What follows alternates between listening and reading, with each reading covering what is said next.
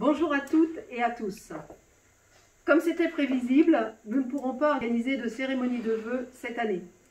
C'est avec tristesse que nous avons pris la décision d'annuler ce temps de rencontre si important, mais le contexte sanitaire nous impose la prudence.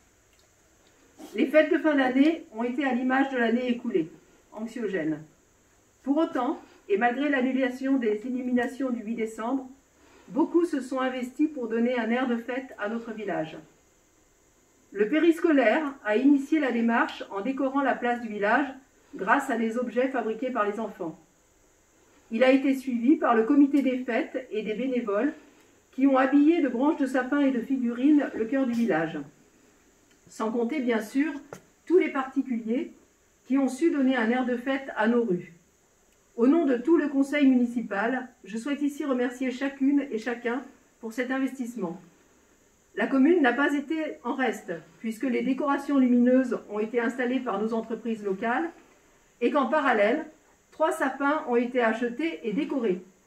Ces arbres ont été replantés cette semaine. Lors des cérémonies de vœux, la tradition est souvent de faire le bilan des actions de l'année passée et de présenter les projets. Je ne reviendrai pas sur le bilan, il a été fait dans le bulletin qui vous a été distribué. Nous allons donc résolument nous projeter vers l'avenir. Dès à présent, les adjoints, en lien avec la commission qu'ils animent, réfléchissent à établir un programme d'investissement sur 3 ans. Vous le savez, nos finances sont contraintes.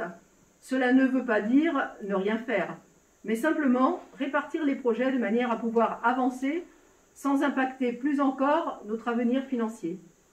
Notre programme électoral était clair.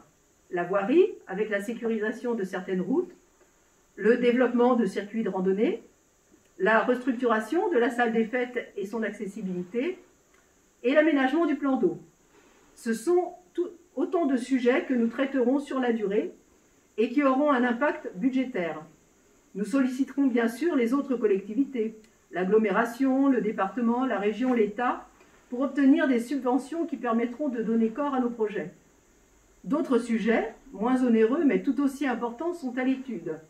L'accueil des nouveaux habitants, le soutien à nos aînés les moins autonomes, l'évolution de la cour d'école pour qu'elle soit plus adaptée aux activités des enfants, les actions du conseil municipal enfants. Tous ces projets se feront en concertation avec les utilisateurs au travers de réunions restreintes ou publiques ou par le biais de questionnaires, comme c'est le cas en ce moment pour l'informatique. Le dialogue doit être la base de toute évolution sur notre commune. C'est pour cela que nous vous informons régulièrement, par le biais du site communal et de la page Facebook de Dompierre. Alors, n'hésitez pas à nous contacter et à nous faire part de vos remarques. Au nom de l'ensemble du conseil municipal, qui est présent ici ce soir, je vous souhaite une bonne et heureuse année 2021. Qu'elle vous apporte joie, bonheur et santé. La situation sanitaire devrait s'améliorer dès qu'une grande partie d'entre nous sera vaccinée. Pour ma part, c'est une démarche que j'entreprendrai dès que cela sera possible. Je ne peux que vous encourager à faire de même. Ce n'est qu'à cette condition qu'une vie sociale et économique normale pourra reprendre.